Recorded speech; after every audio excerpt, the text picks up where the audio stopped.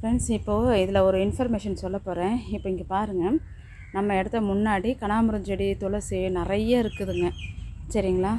இதனுடைய இது பார்த்திங்கன்னா சிரியானாங்கன்னு சொல்லியிருக்கோம். இதுவும் வந்து ஒரு கஷாயத்துக்காக யூஸ் பண்ணிக்கலாம்.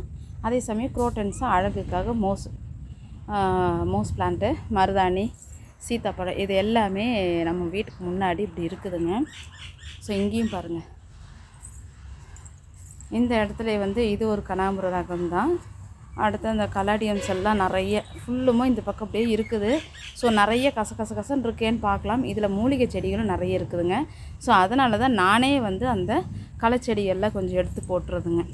இப்போ ஏன் இதை காமிக்கிறோம்னா, இதில் வந்து இப்போது இந்த மழையெல்லாம் பெஞ்சிட்ருக்குங்களா. இப்போ எங்கள் வீட்டில் எங்கள் பாப்பாவுக்கு வந்து எங்கள் பொண்ணுக்கு சளி பிடிச்சிருச்சுங்க. மோஸ்ட்லி கஷாயம் தான் அப்போ சின்ன வயசுலேருந்து அவளுக்கு கொடுத்துட்ருக்கிறது.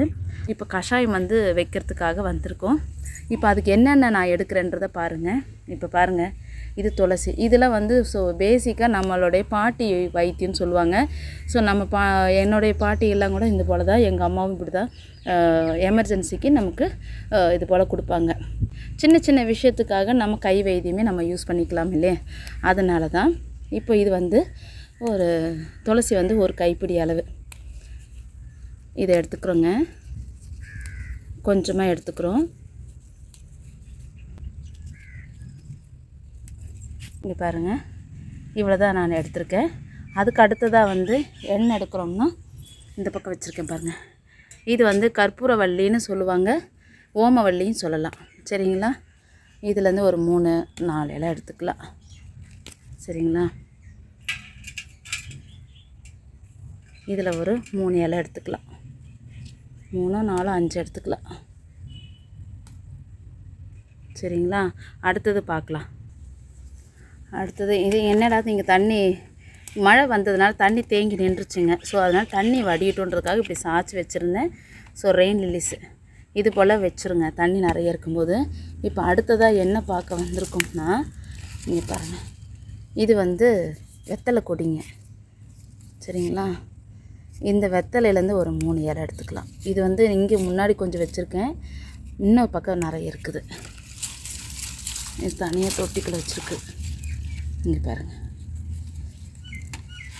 நிறைய போயிட்டுருக்குது. இந்த பக்கம் அந்த பக்கம்னு இது கொடி ரெடி பண்ணி வைக்கணும். இங்கே பாருங்கள். சரிங்களா? இது இந்த சைடில் ஒருத்தர் ஓடிட்டுருக்குறாங்க. இப்போது இந்த வெத்தலை இதுக்கு கொஞ்சம் எடுத்து வச்சுருக்குறோம். அடுத்தது பார்க்கலாம். இப்போ இங்கே வந்திருக்கோம். இந்த லீஃப் பாருங்கள், இது கூட எண்ணெய் காய்ச்சி போடும்போது எடுத்துக்கலாம். அதனால தான் சரின்ட்டு விட்டுருக்கேன். இது பாருங்கள், கீழா நெல்லி. இப்போ இந்த லீஃப் பாருங்கள், இது வந்து கொஞ்சம் சொருன்னு இருக்குதா. இது வந்து முசுக்கு இலைன்னு சொல்லுவாங்க. இதனுடைய லீஃப் இங்கே இருக்குது பாருங்கள். இதுலேருந்து கொஞ்சம் எடுத்துக்கிறோம்.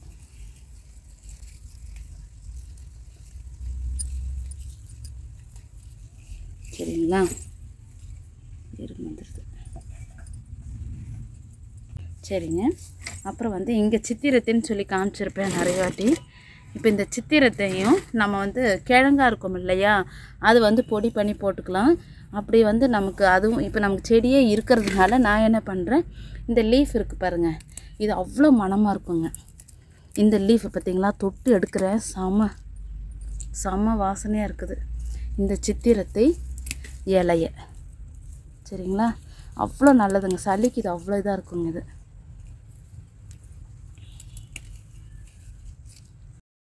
ஸோ இந்த சித்திரத்தை இலை நான் எடுத்துருக்குறேங்க. இப்போ மொத்தம் நமக்கு சித்திரத்தை, கற்பூரவல்லி, துளசி, வெத்தலை, முசுக்கு இலை 2, 3, 4, 5. இதோட நம்ம என்னென்ன போடுறோன்றதை பார்க்கலாங்க. இப்போ இதோட ஜீரகமும் குருமிளகும் சேர்த்திக்கிறோங்க. இப்போ இது வந்து எல்லாமே ஒத்த படையில் தான் வரணும். இப்போ பாருங்கள், இது வந்து நான் கட் பண்ணி எல்லாம் எடுத்து வச்சுக்கிட்டேன். சரிங்களா? 1, வெத்தலை 2, முசுக்கு 3, துளசி 4, ஓமவல்லி 5. அப்புறம் இது பார்த்தா நமக்கு ஜீரகம் 6, இது 1 7. சரிங்களா?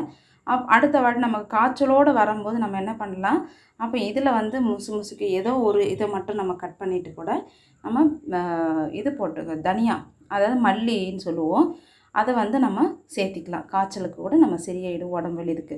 இதுபோல் மாற்றி மாற்றி நம்ம இதை மட்டும் போட்டுக்குவோம். அதாவது எப்படின்னா குருமிளகு, ஜீரகம், மல்லி, அப்புறம் இதில் ஏதோ ஒரு 4 சரிங்களா, இது போல் சேர்த்திக்கலாம். இப்போ இந்த இதுலேயே கூட நம்ம என்ன பண்ணலாம், தூதுவளை இருக்குது பார்த்தீங்களா, முள்ளாக இருக்கும். இந்த லீஃப் மாதிரியே பார்க்கறதுக்கு இருக்கும், ஆனால் ஷைனிங்காக பின் சைடில் முள் இருக்கும். அதனுடைய பூ கூட பர்பிள் கலரில் இருக்கும். நம்மக்கிட்ட இருக்குது. சரி இது வந்து கொஞ்சம் தானே, சரி இதுவே போட்டுக்கலாம் அப்படின்னு சொல்லிட்டு ஏற்கனவே நான் வந்து ஒரு சின்ன ஒரு மூக்கடைப்புக்கு ஒரு வைத்தியம் சொன்னேன். அதையும் நான் அப்படியே சொல்கிறேங்க என்னதுன்னுட்டு. ஸோ அதனால் ரெடி ஆகிட்டதுனால தொண்டை மட்டும் வலிக்குதுன்னா சரி இதுவே ரெடி ஆகிடும் இதை போட்டு குடிக்கும்போது. அப்புறம் இன்னொரு டைம் குடித்தோம்னா கொஞ்சம் சரியாக இருக்கும். சரி, இப்போ இதை வந்து தட்டி எடுத்துக்கலாமுங்க. இப்போ இது போல் ஒரு பாத்திரத்தில் நம்ம 1 டம்ளர் தண்ணி எடுத்து ஊற்றிக்கிறோங்க. 1 1.5 டம்ளர் எடுத்துக்கலாம்.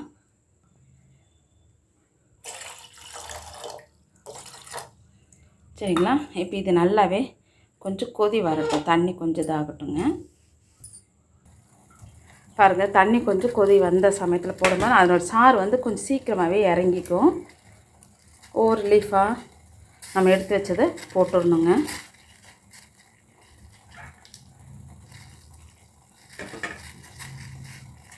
அதுக்கு முன்னாடி கொஞ்சம் வந்து நீங்கள் தண்ணியில் கழுவிடுங்க. இலையும் கழுவிட்டு அதுக்கப்புறமா 2 3 கிள்ளி எடுத்து வச்சுக்கோங்க.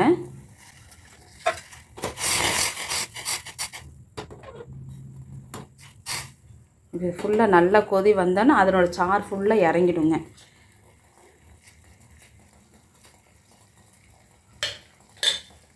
கொஞ்சம் நேரம் கழித்து பார்க்கலாம். அந்த க்ரீனாக இருக்குது பார்த்தீங்களா, அந்த கலரே வந்து கொஞ்சம் உங்களுக்கு சேஞ்ச் ஆகிருக்கும். இப்போ பாருங்கள், கலரே வந்து கொஞ்சம் டிகாஷன் மாதிரி வந்திருக்குங்களா. இதுங்க கரண்டி வச்சு காட்டுறேன். இப்போ தெரியும் பார்த்தீங்களா, இதனோட சாறு ஃபுல்லாக இறங்கியிருக்கு. அப்படியே இப்போ கொஞ்சம் கொஞ்சமாக வரும். அந்த கலர் வந்து க்ரீனாக இருக்கிற கலரே வந்து சேஞ்ச் ஆகிடுங்க. சரிங்களா, இப்போ வந்து நம்ம இதை பொடி பண்ணி வச்சுருக்கோம் இல்லையா, குருமிளகு, அடுத்தது ஜீரகம், இதையும் போட்டுடுறோம். இதையும் போட்டு நல்லா கொதிக்க வைக்கிறோம்.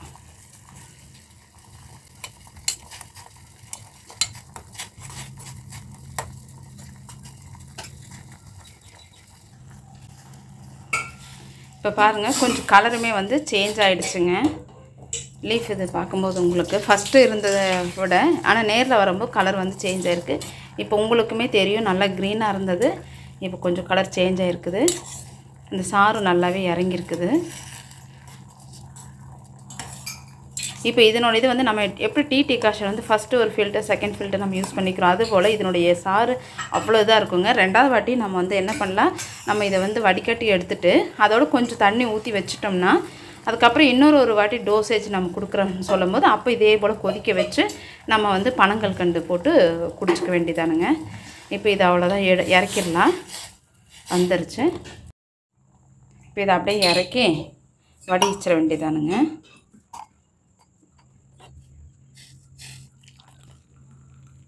ஒரு 1/2 டம்ளர் குடித்தாவே போதும். இப்போ இதிலே கொஞ்சம் இருக்குது பாருங்கள். இப்போ பாருங்கள், இந்த அளவுக்கு குடித்தாவே போதும், இதே ஜாஸ்தி தான். இப்போ பனங்கல்கண்டு எப்போவுமே நம்ம இந்த மாதிரி கஷாயத்துக்கு பனங்கல்கண்டு யூஸ் பண்ணால் தான் நல்லாயிருக்கும். இது போல் இருக்குங்க.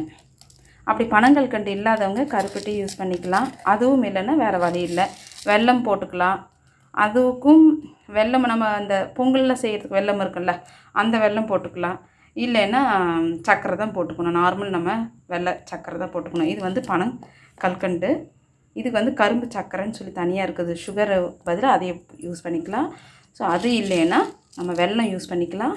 அதுவும் இல்லைன்னா நார்மல் சர்க்கரை யூஸ் பண்ணிக்கலாம். சரிங்களா, ஆனால் கஷாயத்துக்குலாம் இந்த மாதிரி பனங்கல்கண்டு போட்டு குடிக்கிறது நல்லது. இப்போ இதை வந்து நல்லா கொஞ்சம் ஆற்றிக்கலாம். இது கொஞ்சம் கரையிட்டு, இது அந்த தொண்டை வந்து ரணமாக இருக்கிற மாதிரி இருக்கும், எச்சம் முழுங்க முடியாது. அந்த மாதிரி சமயத்துக்கு இது குடிக்கும்போது அவ்வளோ எதவாக இருக்கும். நார்மல் சமயமாக இருக்கும், கொஞ்சம் காரம். அதே சமயம் இது குடிச்சிட்டோம்னா கொஞ்ச நேரம் அந்த வாயில் இருக்கிற உமிழ் நீர் மாதிரி வருங்க. அது நீங்கள் வந்ததுன்னா என்னென்னா இந்த தாடை காது கீழே தாடை இருக்குது பார்த்தீங்களா, அந்த தொண்டை பக்கம்லாம் இருக்கிறது, அங்கே இருக்கிற அந்த நீர் எல்லாம் சீத்தலைன்னு சொல்லுவோம், அந்த நீர் எல்லாமே அப்படியே வந்துடுங்க. அந்தனுடைய இதில் வந்ததுன்னா கொஞ்சம் உங்களுக்கு ரிலீஃபாக இருக்கிற மாதிரி இருக்கும். இப்போது இதை வந்து 2 ஆற்றிக்கலாம். இந்த கிளைமேட்டுக்கு ஒரு மாதிரியாக இருக்குதுன்னு சொன்னால் நம்ம ஒன்றும் இல்லை, நம்ம வீட்லேயே எல்லா இதில் பூண்டு செடின்னு சொல்லி எடுத்து போடுறதுலேயே இருக்குங்க. சிலதெல்லாம் வச்சுருப்போம். நான் அதனால தான் வெளியாளுங்களை வந்து நான் இந்த மாதிரி எடுத்து போடுறதுக்கு விட மாட்டேன். ஏன்னா அவங்க காமனாக எல்லாத்தையும் எடுத்து போட்டுருவாங்க. ஸோ இதுலேயே நிறைய மூலிகை செடி இருக்குதுங்க. இப்போ உங்களுக்கு இப்போ இந்த கஷாயம் போடுறதுக்காக 1-2 தான் நான் காமிச்சிருக்கிறேன். இதில் நிறைய இருக்குது. இருக்க வீட்டுக்கே நான் வந்து துவையல் பண்ணுறதுக்கோ ரசம் வைக்கிறதுக்கு இது போல் யூஸ் பண்ணிக்குவேன் நான். இது வந்து ஃபஸ்ட் எய்ட் மாதிரி தாங்க நமக்கு. இது இந்த அளவு கொடுத்தாவே போதும். இந்த சின்ன டம்ளரில் இவ்வளோ கொடுத்தா போதுங்க. இப்போ நமக்கு கஷாயம் ரெடி.